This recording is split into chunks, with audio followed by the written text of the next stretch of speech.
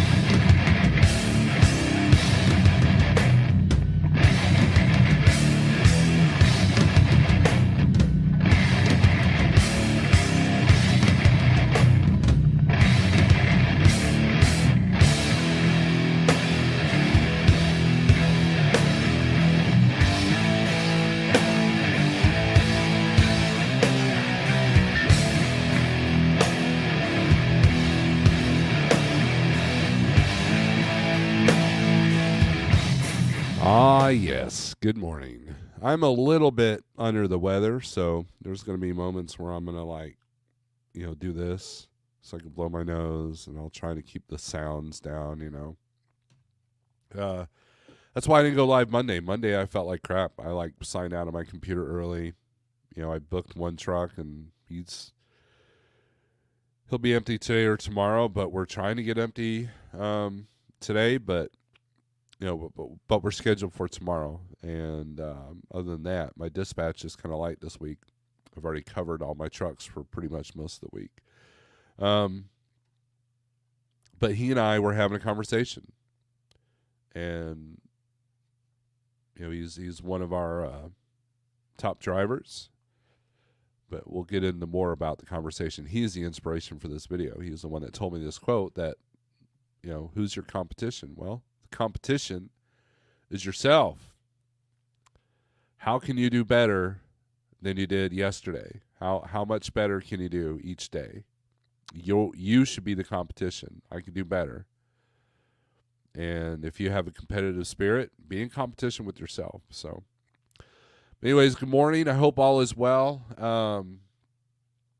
I haven't really stared at rates for the last couple of days. I do know that I'm looking at Pennsylvania right now, and I'm looking at a lot of non-posted rates. In other words, a lot of brokers aren't posting rates, and the volume outbound volume in Pennsylvania is through the roof. And so you got to be strategic when going in and out of PA. You got to make sure that the tolls won't kick your butt. So other than that, of course, the news has been full of something. I'm gonna hold on. Let's see. There is a little bit of news I wanted to tell you about.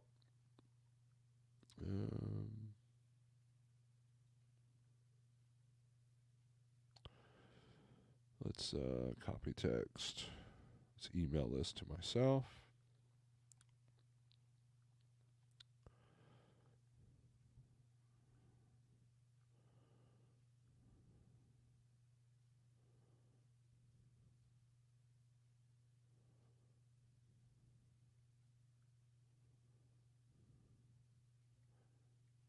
Forgive me.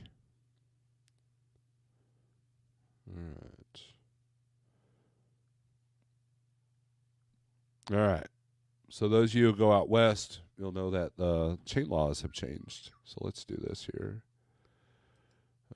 let's find this on the Googles. And then we'll share the screen. Of course, it's going to do that. Let's see. Doobie Tunes.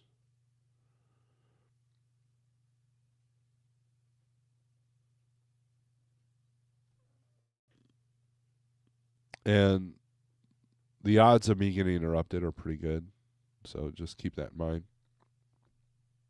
And then I'll get to the comments here in a second, but I wanted to kind of go over this real quick. All right. I'm going to have to zoom this in. Okay, so let me share the screen here. Colorado expands mandatory chain law, carry chain law. This past year, the Colorado legislature voted to expand areas covered by our existing state chain laws under Senate Bill 24-100. The law went into effect on August 7, 2024. The law previously required truckers to carry chains on I-70 between Dotsero and Morrison. Now, annually from September 1st to May 31st, all commercial vehicles over 16,000 pounds must carry 4 snow chains or adequate alternate traction devices on their trucks if they're used in any of the following roads. I-70 west of milepost 259, Colorado Highway 9 from 63 to 97, Route 40 west of milepost 256, U.S. Route 50 west of milepost 225, U.S. Route 160 west of MP milepost 250, U.S. Route 550 from milepost 0 to 130, state line south of Durango to Montrose. In addition to expanding the areas where truckers are required to carry chains, there are new lane restrictions for CMVs. Truckers cannot use the left lane in Glenwood Canyon, in Dow Junction, the curvy section of I-70 between Avon and Vail, the west side of Vail Pass, the tunnel grade on both sides of the Eisenhower-Johnson tunnels, Georgetown Hill, and Floyd Hill. Commercial drivers are urged to pay attention to new signs still being placed along these roads or these areas, alerting CMV drivers of the restrictions. CMV drivers should go to freight.colorado.gov and cotrip.org to prepare their trip and ensure they are in compliance. So, there you go. There's that. Check 1. Volume low. Sorry. I believe this is on. So, but all right. So, my name is Nobody. Good morning. STTN, man of the hour right there. Good morning. Wheelburner, what's up? Randy, what's up? Good morning from Phoenix, Arizona. CDN, good morning. Easy answer to your high truck and trailer payment is your biggest competition. Anything more to say? That is wrong. That is one of your competitors, but that is wrong. TK, hey now, he says.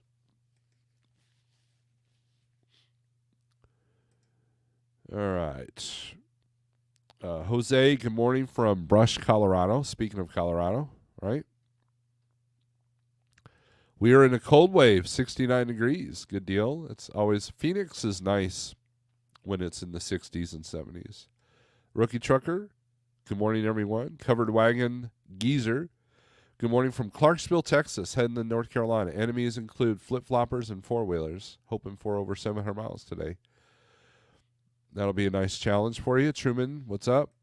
With both feet, good morning, everybody. I was just reading that Washington requires extra chains in case of failure of the chains on the ground. Wow. Huh. Flatbed Trucker, what's up? Gary Cook, good morning from Indianapolis, Indiana. I don't know if that's new requirement, if I was just ignorant in the past. Good. More money, top spend. Rookie says, I don't chain up. I don't do Cali. No Northeast, no Southeast. Home every weekend. I want no less than $4 a mile. Can you dispatch me? I hope you're being sarcastic. And you are. Oh, that's funny. Now, 15 years of driving, I never chained up. I had chains on my company trucks, of course, but never chained up. And then as a owner-operator, I never even had chains on the truck. I think Denver you're okay, but once you get past that, then it's a problem. So, and I've only went out west a couple of times as an owner operator.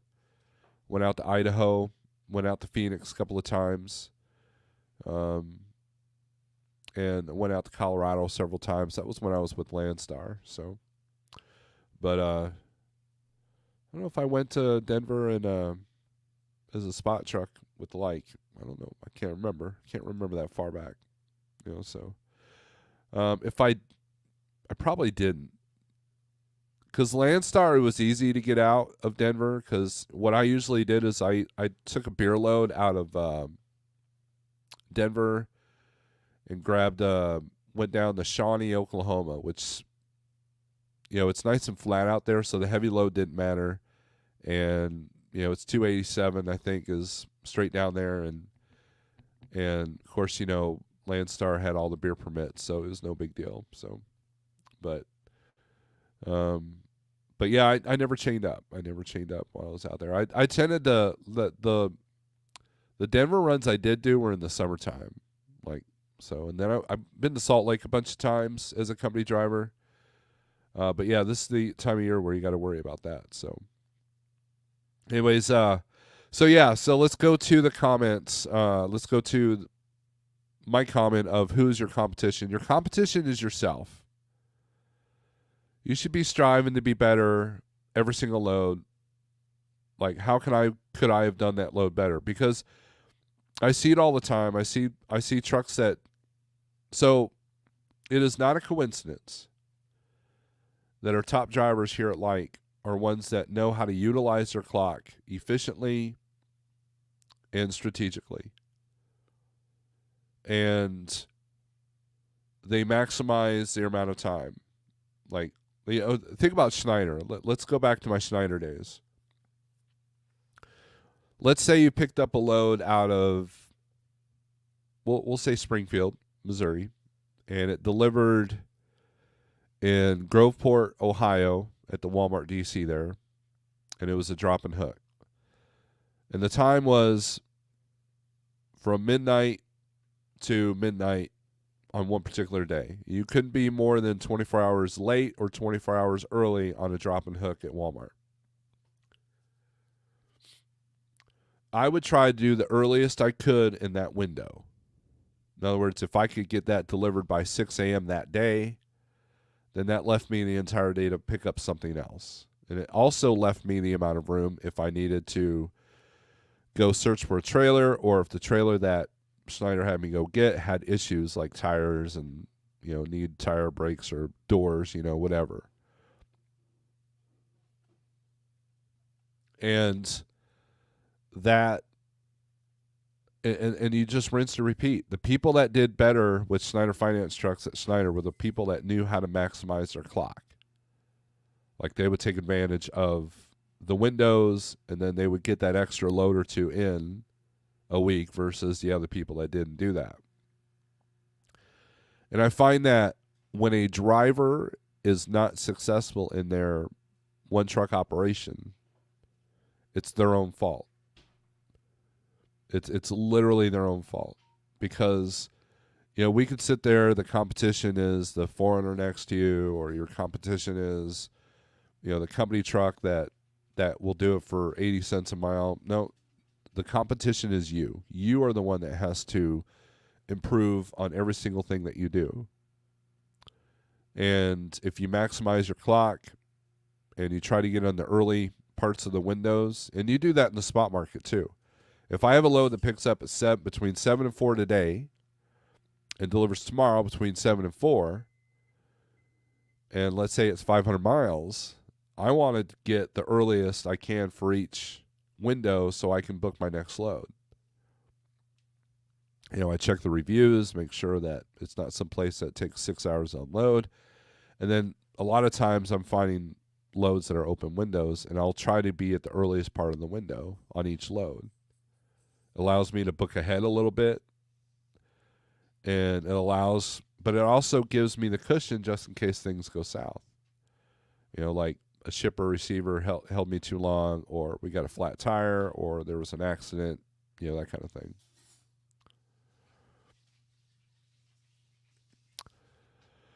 Are auto socks legal as chain requirement? It depends on how it's worded. According to this Colorado,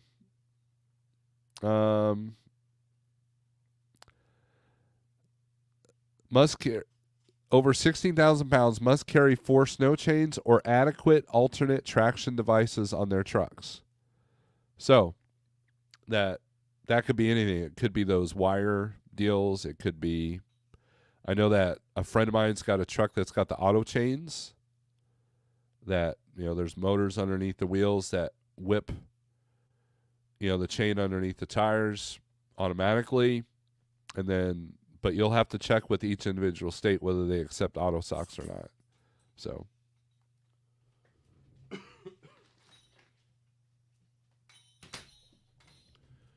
that is a question for the state. Desert Pam, good morning. So, but anyways, think about that next time you're out running. What could you do better? And what I find is that the more you keep the left door closed, the less breaks you take. It allows you to run your clock efficiently, and you're not fighting for loads. Like try to get the earlier appointments, and if you got an open window, go in as early as possible. So that's kind of. And that's what it's taken right now to succeed in this market. That's literally how the people that are doing well over here aren't not complaining about the rates. They're not complaining about the brokers. They're not complaining about the shops or whatever. These are the people that are making it because they're working. They keep the left door closed. They have the right mindset, and that's something that you should consider. So,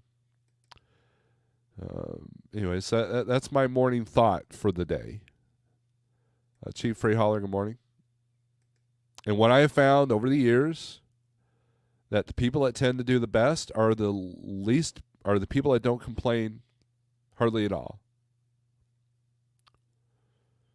The people that are grateful, and let me add this. If you're a lease purchase operator,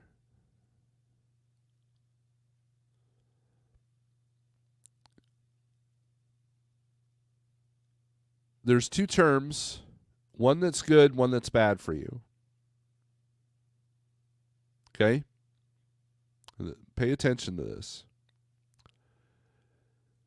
If you're purchasing a truck from the company that you're leased onto, a lease purchase, and you use the term, your truck has a problem, your truck is doing this, your truck is needs a repair. If you're saying that,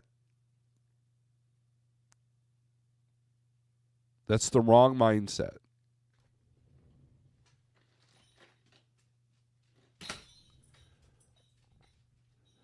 Because if you go out to a bank and get a truck from them, let's say you call Wells Fargo and you get a loan from them, right? And the truck needs a repair. Are you going to call Wells Fargo and say, hey, man, your truck has a problem? No, you don't do that, right? The difference between a lease purchase and a purchase is who is the bank on that truck.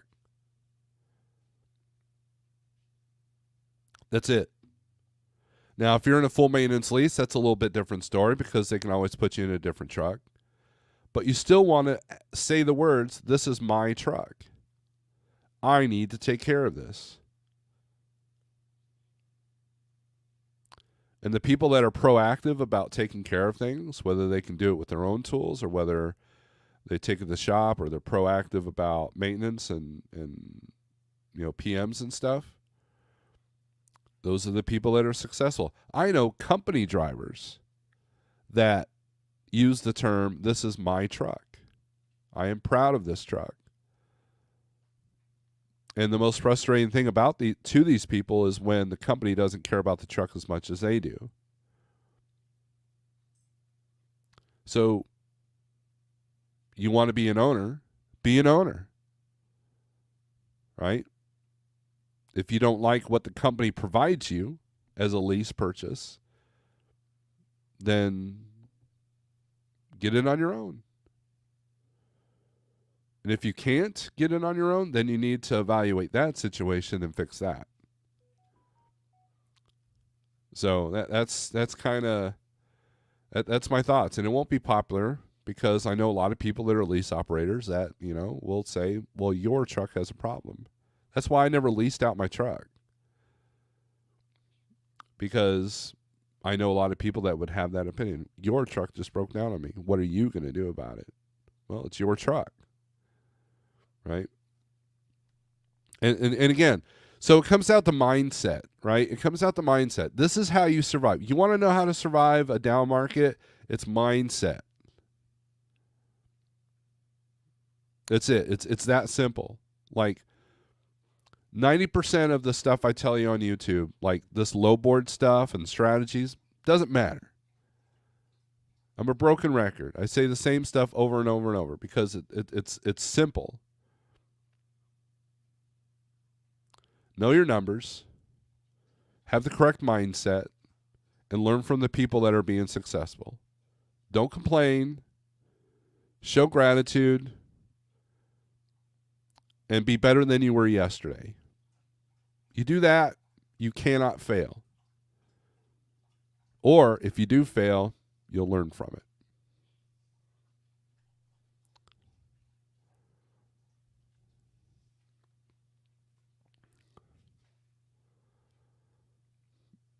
Gen Z, good morning. Doing a few weeks of local flatbed work, hauling misplaced solar panels from one side of the job site to another for solar field. Is that doing pretty good rate per day there? STTN, need to get Jeff's credit card and get some auto chains. Oh, man. When you say successful, what kind of income is that? Marty, you know the answer to that question. If you're able to pay your bills and earn a decent living, then that's successful. If you're happy doing what you're doing and you're not going in debt, that's successful. What is your definition of success?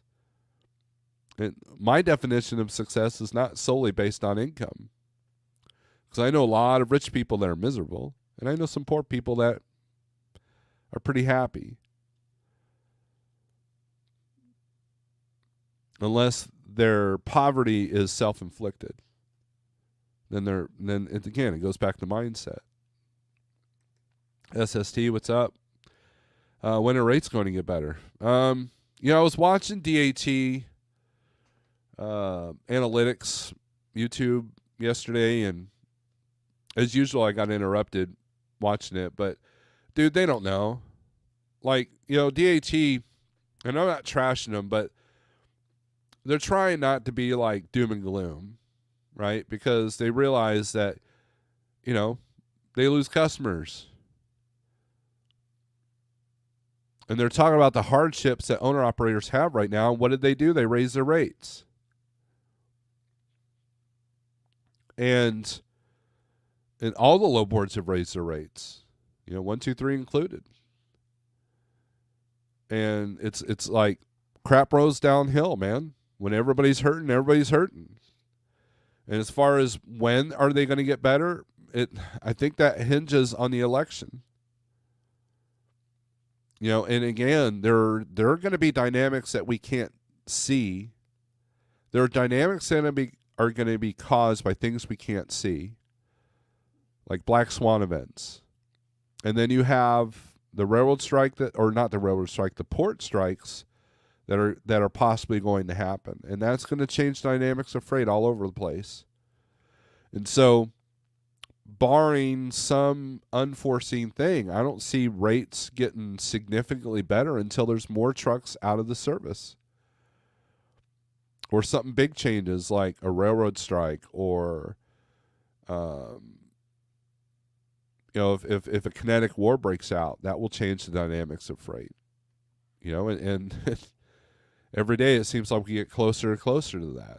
So Every day is a learning day. Learn something new every day. That's true. CB, I know some poor people who think they're rich and rich people who think they're poor. That's true. The new normal is low fluctuating spot market rates. Gary says CDN. Gary says next couple of months is going to be interesting to see. Right. We're probably in the most volatile political climate we've ever been in. And you've had 2 assassination attempts on one of the candidates. And I told you guys and gals that things were going to be interesting this year. And so far I've been correct. Now, in the short term, I've seen rates actually improve in different areas. I can be a little bit more aggressive, and I'm getting it. But at the same time, I'm in this, let's keep the truck moving. I'm not getting hung up on rate per mile. I'm maximizing rate per day. And we have a target rate, and I'm always trying to get above that target rate. So let's get the map up here.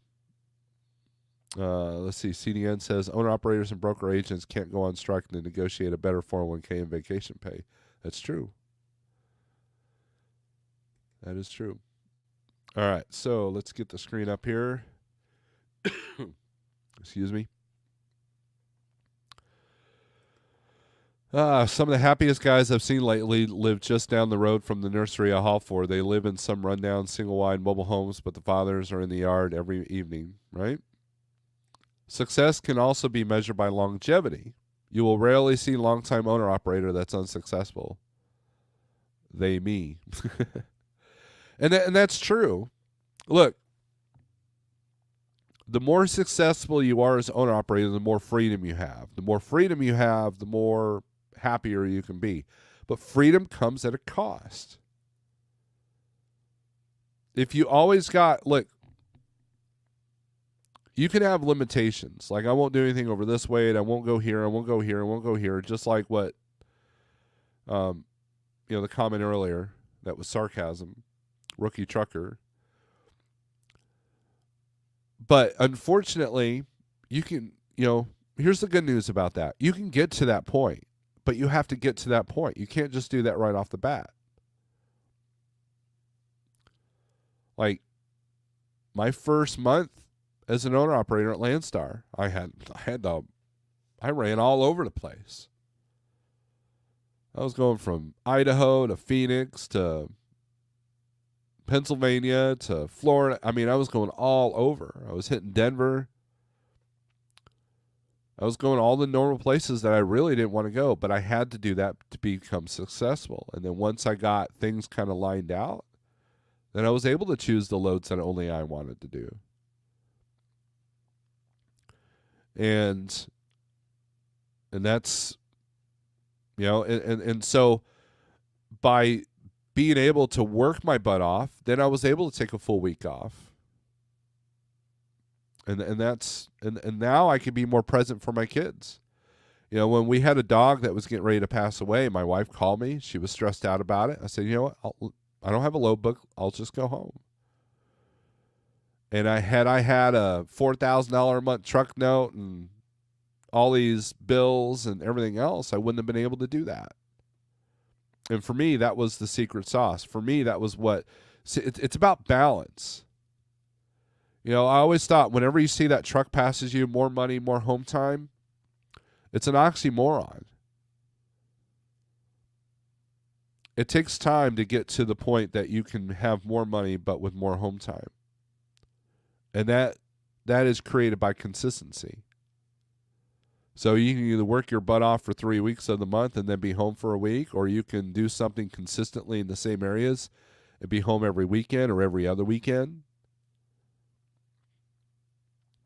But it's all about balance. Let's say that you're a high grossing owner operator, but yet your wife's left you, your kids don't know you anymore, you've lost your house because there's no money management, that kind of thing. What good's all that money you're making if you just burn yourself out, if you burn your family out? You don't have any balance. You still don't have balance. You could be the highest gross grocer in your company, what good's that money if you're not able to utilize it, invest in it, create balance with it? That's the kind of thing. Like, what Chief Rail are playing with the kids out front. They may struggle once in a while, but that's the business, right? Fitness and familial health would be indicators for me. A healthy family man has the most success, not who has the nicest, biggest house or car. That's true. I grew up around that. PBJ versus bologna sandwiches.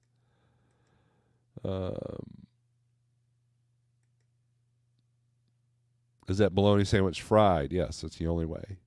I cannot pay truck stop prices for food, snacks, or drinks anymore. And so you come up with alternatives, right? I did a video on the other channel about eating the carnivore diet as cheap as possible. So. Anyways, let's look at van here. This is van hot market map. California is green, Texas is green, but I noticed the outbound numbers are still fairly low, like on DAT. Let's look at here. Same thing. Texas doesn't look good at all. It's easier to find a load, but whether it pays or not, like you got 34-39. The inbound outbound ratio on DAT is a lot more extreme, and it's not good. All right, so let's look at PA. Let's look at Pennsylvania since we were talking about that. Rate per mile, high rate per miles only exists if it's going more northeast. So let's do the highest rate, and that's where you're going to see all the long haul stuff. Hazel to Goodyear, $1.64 a mile, 3,900. That's actually not bad for coming out of PA. Way worse if you're trying to go out to California. See, let's say you had to get out to California. I would do this Hazel Township to Goodyear for $39, and then grab a quick $800 load to get to California from Arizona. And you're going to make more money than just going straight to California at $3,000, right? $2,800 to go to Arcadia, Florida. It's not until Monday, right? Yeah, it's not until Monday.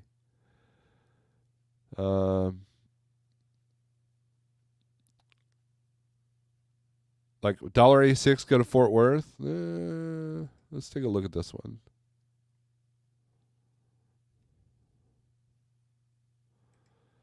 Sterling, good morning from Odell Lake, Oregon. I blame Shannon for my tardiness. Okay, let's blame Shannon. Josh, what's up?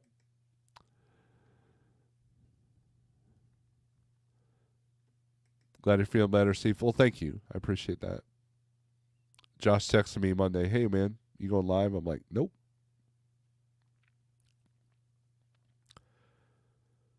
These are filters. You could be a little bit aggressive on this. They're at $23.75 because of Texas outbound rates. I would be aggressive on this.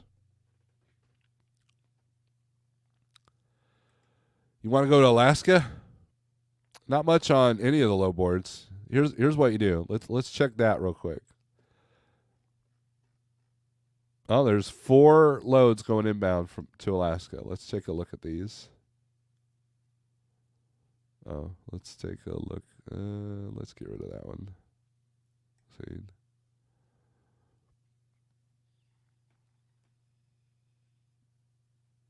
You're going to have to get a load from Georgia to Salt Lake City and then go to Anchorage. Of course, they don't have a posted rate, and there's no market rates for this. Like let's mess around with this. No. But yeah, that's what you would have to do.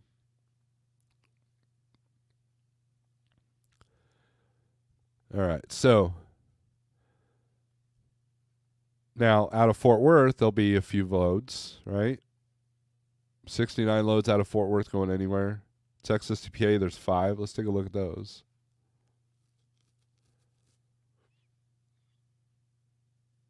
Run a little bit lower rate per mile coming out of Texas to go back to PA. But if you grab one load for what was the rate on that?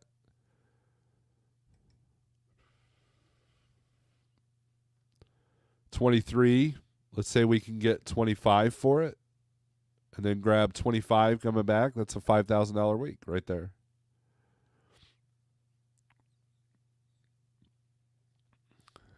And you're not fighting the low boards every day. Adam, do you see anything in van going South Carolina towards Minnesota? From South Carolina towards Minnesota for Saturday. Well, let's see. Let's take a look here.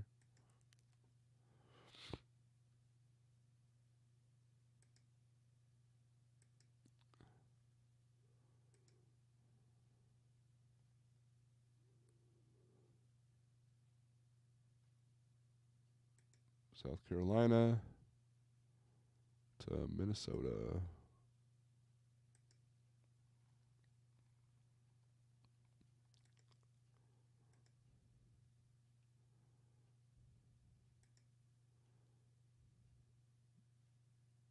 Let's do van.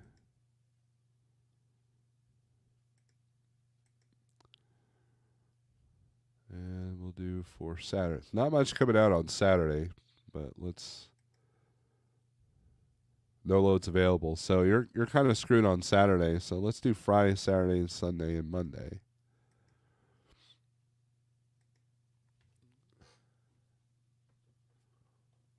Yeah, there's only one load. It's picking up the 20th. That's Friday. Not a great rate either. They're at $1.19 a mile, so 11.35. So that's 2 days of running. Obviously, it's going to not deliver till Monday, so you're looking at $13.50 if you can get them up a little bit. Let's click on this. Yeah, this is below our cost per day. Now, if it was close to this 2304, then that wouldn't be too bad. It's light at least. So that's about the only option I see on 123. So, Mr. Charles, good morning. CDM, my tent trailer 7-pin plug that plugs into my van is not working. I verified that my 7-pin light plug on my van is working fine. Any tips on how figure out how the camper van stopped working? That is an electrician question. I don't have that answer. I was just funning you. I can't haul a semi-trailer anymore. My truck is converted to a HDT RV hauler now. So only fifth wheel campers can I pull. Wow, very good. Tom's enjoying his retirement. CDN, check for dirt or corrosion. Apply dielectric grease to plug. Those steps usually lead me to find 90% of light issues. Past that might be something weird. Gen Z, absolutely correct. I always keep dielectric grease in my truck. I kept my pin plug lubed with it always. There you go. What do you say per cost per day? What's a ballpark? Well, Marty, that varies, right? My cost per day is set at $358 a day because that's what it was.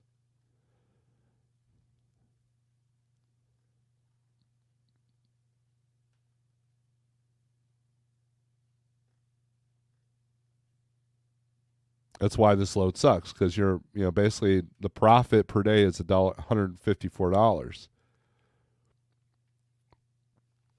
That's it. So that's why I didn't read. That's why I didn't. Why I wouldn't do this load, unless it was doing something specific to get me to a profitable load that would double that, right?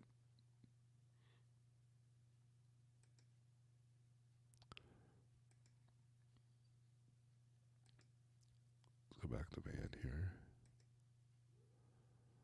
So ballpark depends on what your truck payment is, depends on what your trailer payment is, depends on what your salary is, right?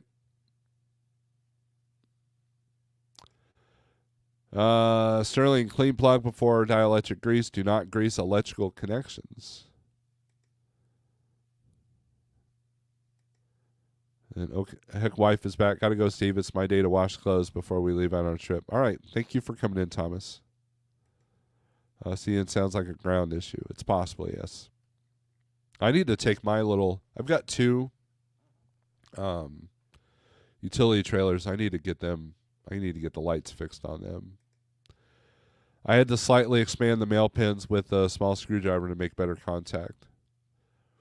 The other trick is don't let the rabbits eat the wires. That's kind of what's happened to me. So I've got a 5x8 utility trailer enclosed, and then I also have a 5x8 flatbed trailer that I use to drive around my riding mower and also brush. So that's what I did Saturday too. Is we got rid of a bunch of brush in the backyard. All right, let's take a look at Wisconsin. Let's see what's coming out of there. DIY Semi says, my cost per day is non-monetary.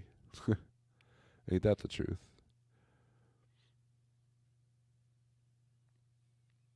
All right, so we got this sorted by age. Let's sort this by highest rate per mile. This will give us the shorties.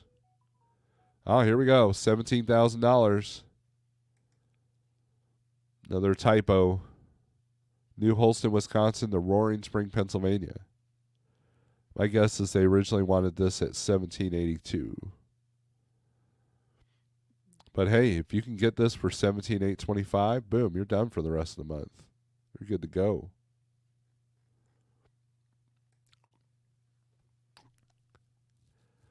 A lot of $400 crap. Let's scroll down till we get into 800. Here we go. Wisconsin to Michigan, $800. That's a good day run. $850 to go from New Berlin to Greenwood. New Lisbon, Wisconsin to New Stanton, PA. Let's take a look at this one. This is $2,000, $281 a mile. Picks up Friday, delivers Sunday.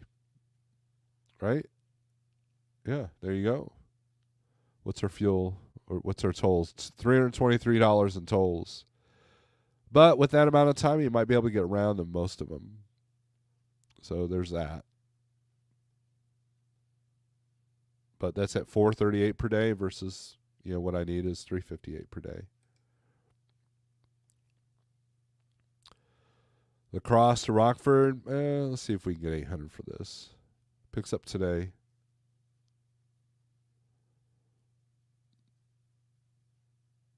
Ask for 8. They'll probably come down to 7. 24,000 pounds. Palletized beer.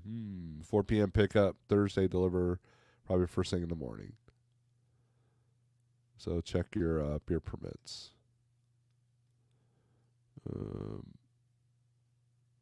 There we go. Something for Thursday. Manawa, Wisconsin to Weberville, Michigan. $265 a mile. Picks up Thursday. Delivers Friday. How many miles? This is a good daily rate. Wonder what the deal is. Why is it so high?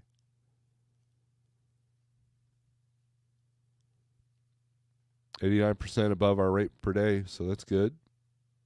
That's a good paying load. As long as it's not something stupid, drop trailer or something like that. Unless you live in Michigan and want to drop the trailer for the weekend, then you might do that. $1,000 go to Des Moines. $3,252 a mile go to Denver out of Menasha.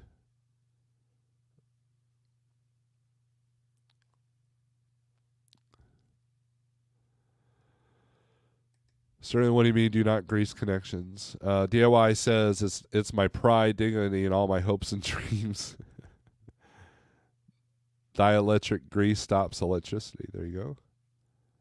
I store a trailer in my garage, and lights worked fine in July. CDN connect the trailer, rattle the wire harness. Also can ground through trailer hitch.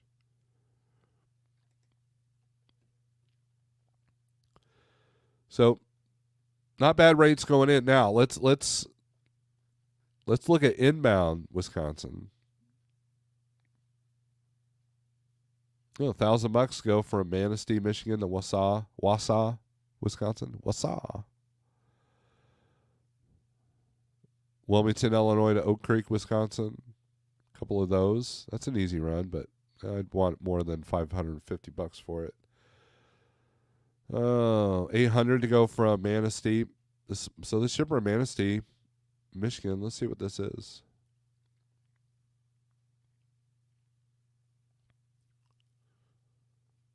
Food and beverage. So it's either beer or water. Oh, that's going way up there though. Not much coming out of that far north of Michigan. So that's why it's probably paying a little bit.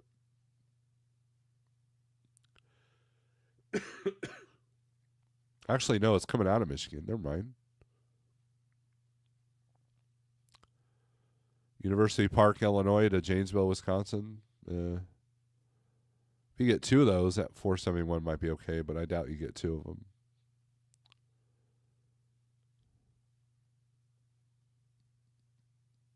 There we go. Burlington, Iowa to Arlington, Wisconsin. 750. Not bad. That's a plated van.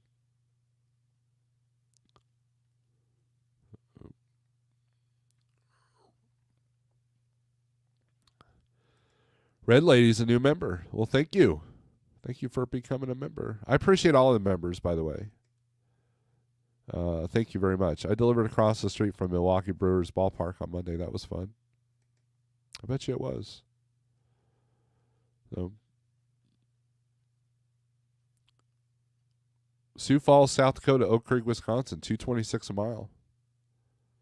It's got 2 stops, but still, if you can get this done in 2 days, it's a good daily rate.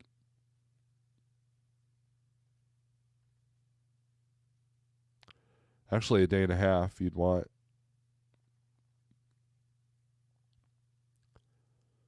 Imagine it's a 2 pickup kind of video.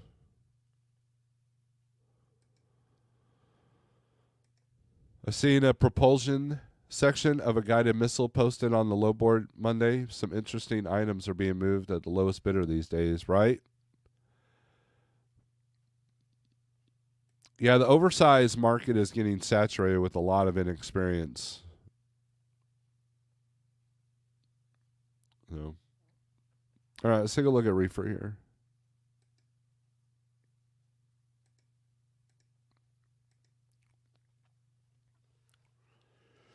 Looks like a dang checkerboard. Utah's green. Let's take a look at Utah. $3.99 to go from Clearfield to Cheyenne.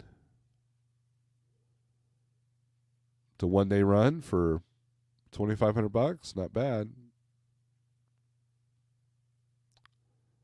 $1,000 go from Springfield, Utah to North Las Vegas. $266 go to Tennessee. So some good rates coming out of Salt Lake or Utah in general. Now let's take a look at inbound. $323 to go from Paris, California to St. George. Twin Falls to St. George. Looks like you can get good rates both directions.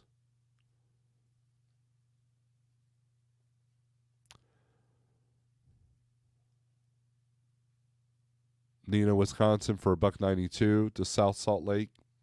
18.9 on the weight. Let's take a look at this one. Picks up at 7 a.m. on Monday or Tuesday. Yeah, Monday. I'll deliver to Salt Lake on Wednesday. Definitely low on their pricing.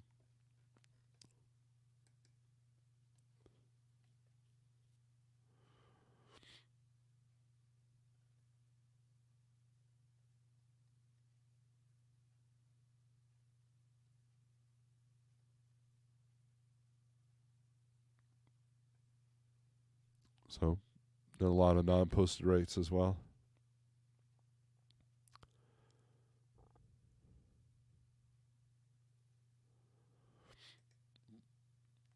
Point of grease is to not conduct electricity. It's to prevent contamination and corrosion. If you need grease to make the connection, then you have a bigger problem. Check the bottle of dielectric grease. It likely specifically mentions trailer plugs.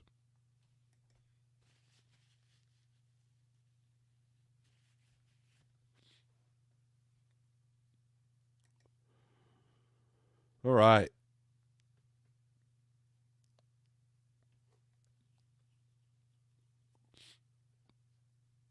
So there's your reefer market, and now we'll check flatbed, sorry, and step deck.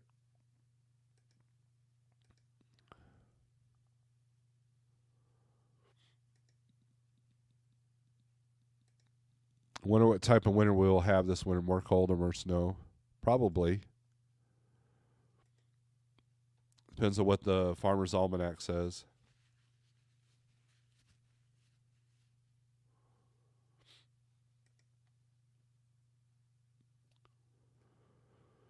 Northwest is up. There we go. Kent, Washington, Ponderay, Idaho, $4.75 a mile, $1,700. 401 a mile to go to Montana.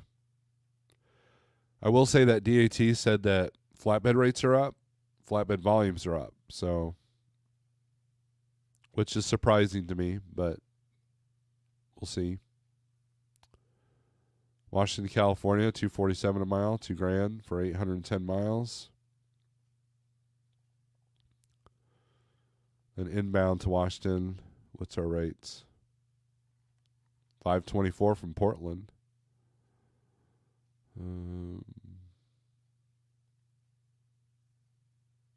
5,200 to go from Branson, Missouri to Seattle, Washington.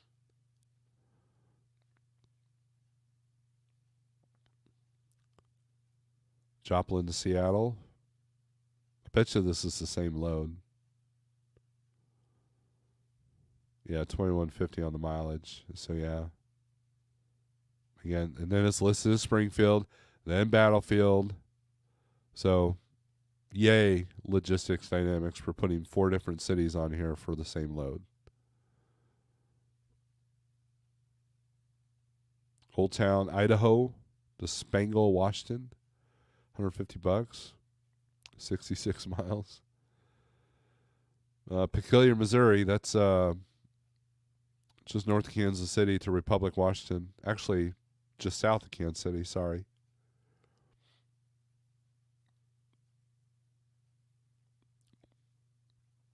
A couple of partials. And the rest of it's non-posted rates. So.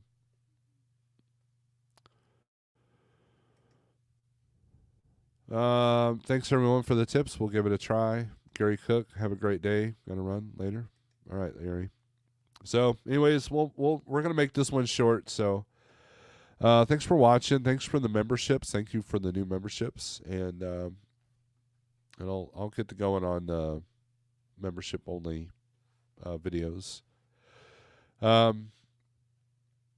Again, go back to earlier this video. Who's your number one competition? It's you. Do better than you did yesterday, because no one else is going to save you. No one else is going to try to help you if you won't help yourself.